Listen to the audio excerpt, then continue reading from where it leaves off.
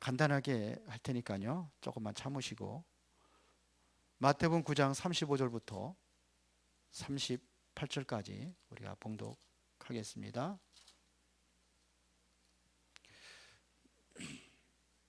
다 같이 한 목소리로 봉독합시다.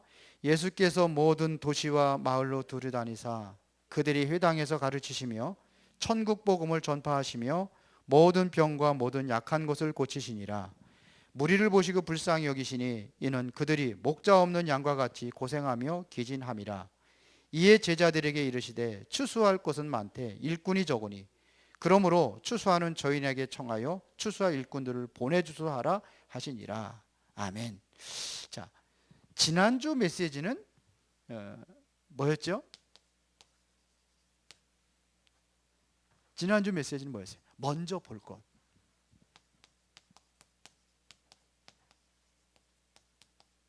그래서 마태복음 10장 가지고 우리가 얘기를 했습니다.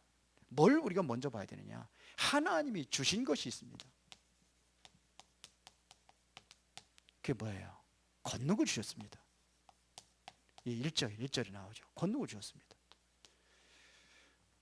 그러면서 왜 권능을 주셨습니까? 현장에 귀신 들린 자들이 많으니까. 그래서 이거를 우리가 영적 싸움에서 가기 때문에 권능을 주신 겁니다. 그 다음에 또 어디로 가느냐? 현장입니다. 잃어버린 양으로, 잃어버린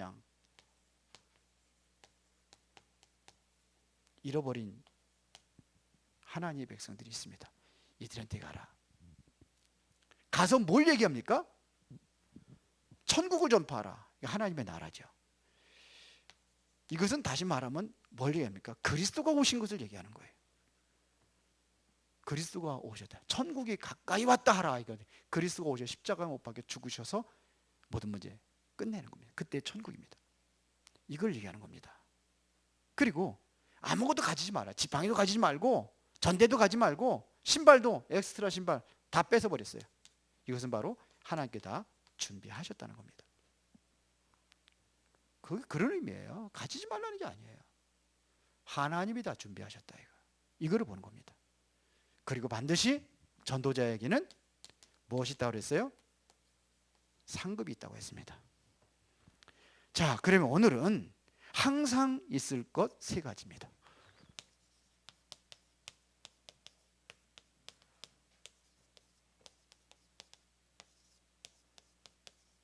그게 뭐냐 이거예요. 첫 번째가 바로 현장입니다. 우리가 현장이 있어야 돼요. 그래서 오늘 35절에 예수께서 모든 도시와 마을로 두루다니사 그랬어요. 정상적으로 하다 보면은 항상 현장이 있어야 되는 겁니다. 그래서 마을과 촌으로, 이것은 뭐예요? 도시와, 이것은 바로 뭐예요? 현장을 얘기하는 겁니다. 뭐 길가에 가도 뭐 이렇게 여러 가지가 있어요. 그런데 여기서 중요한 것은 뭐냐면요, 제자입니다. 현장에서 뭘 찾냐? 제자를 찾는 겁니다. 그래서 보세요. 추수와 일꾼을 뭘 얘기하는 겁니까? 제자를 얘기하는 겁니다. 현장에 숨겨진 제자를 찾는 거예요. 영생을 주기로 작정된 자들은 다 믿더라. 영생을 주기로 작정된 자가 있습니다. 현장에 가면은 말씀에 반응하는 사람이 있어요. 루디아 같은 사람. 강가에서 있는 여자들이 루디아만 있는 게 아니거든요. 여러 있는데 그 중에서 말씀에 반응하는 사람이 루디아였습니다. 그런데 더 중요한 것은 현장 가는 사람입니다. 쉽게 말하면 제자를 도울 수 있는 사람입니다. 이거를 지도자라고 하는 거예요. 영적 지도자. 현장에 다 있습니다. 우리가 항상 눈을 뜨고 봐야 될 것입니다. 현장에는 이렇게 있어요. 저 울창한 그 도시의 그 아파트 숲에 숨겨져 있어요. 저 학교 현장에 숨겨져 있어요. 여러분들의 지역 현장에 숨겨져 있어요. 그 다음에 두 번째는 뭐냐면 간절함입니다.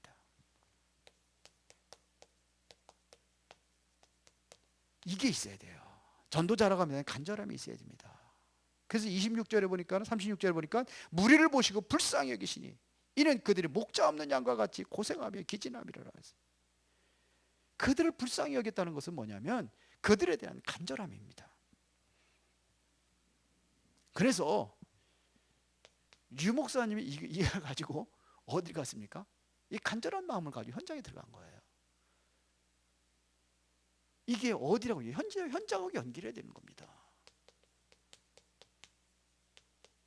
그래서 학교로 들어가기도 하고 공단에 들어가기도 하고 무당촌으로 그냥 빈민촌으로 보내니까 그쪽으로 가기도 하고 이게 이거예요.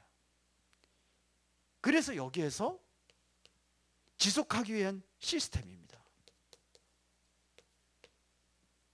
그래서 다락방 20가지 전략을 이야기하는 겁니다.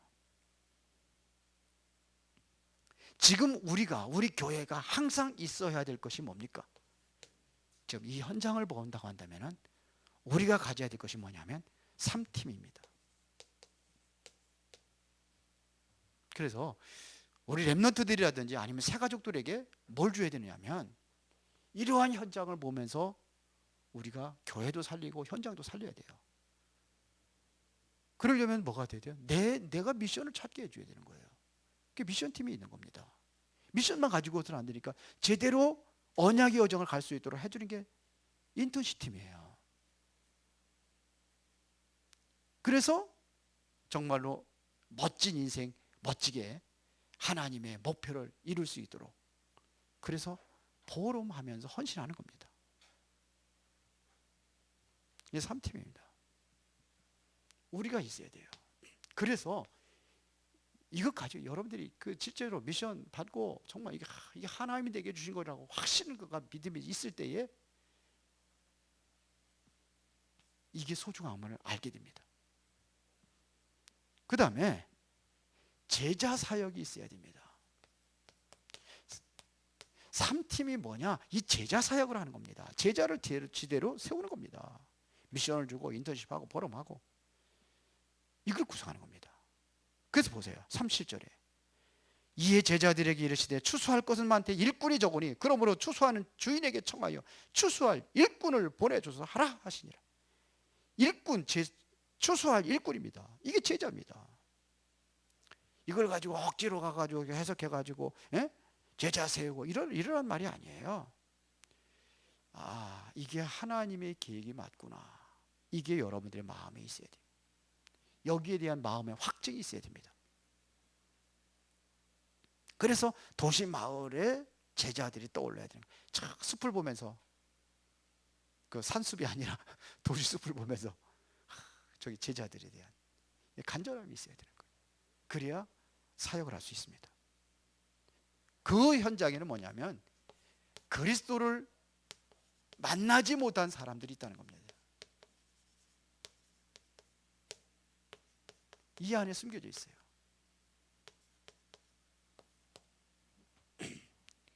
그 안에는 병든 자들이 있다는 겁니다. 그 예수님께서 그걸 간 겁니다. 천국복음을 전파하며 모든 병과 모든 약한 것을 고치는 권능을 주시죠. 그것의 진정으로 뭐냐면 이곳이 바로 어장입니다. 이게 어장이 황금 어장이 방치되니까는 사각지대가 되고 그것이 또 방치되니까 재앙지대가 되는 겁니다. 그래서 추수할 것은 많되 무궁무진한 어장이 있다는 겁니다. 전도할 때가 많다는 겁니다. 여기에 대한 우리가 간절함이 있어야 돼요. 그러면은 우리가 무엇을 기도할까요? 그러니까 알잖아요. 무엇을 기도하라고 그랬습니까? 주인에게 청하여서 뭘 위해서 기도를 했어요? 추수할 일꾼을 보내달라고 기도하라고 그랬습니다. 이렇게 통하는 것이 바로 기도입니다. 요 세 가지는 항상 그렇구나 하는 것이 이것이 답이 돼야 돼요.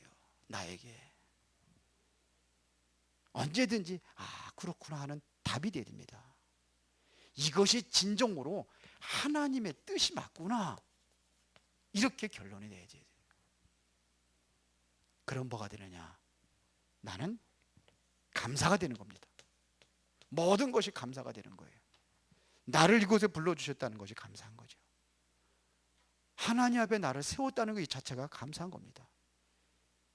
이것이 바로 행복이에요. 내가 막 설치고 하는 게 아니에요. 이러면 하나님께서 나로 하여금 되어지는 시간표 속에 가게 하는 겁니다. 그래서 예수님께서 말씀하셨습니다. 내가 너에게 뭘 주노니? 평안을 주노니. 내가 너에게 주는 평안은 세상이 주는 것 같지 아니하고 뭐야? 이게 참 평안을 주신다고 그랬어요. 전 이거 얘기하면 또 부담스러워요. 부담이 아니라 진짜 평안으로 와야 돼요. 전도 캠프하러 전도하러 가면 부담 가지고인데 이게 평안으로 와야 돼요. 여러분들이 진정으로 미션을 찾았다고 한다면은 여러분들에게 진정한 행복이 느껴져야 됩니다.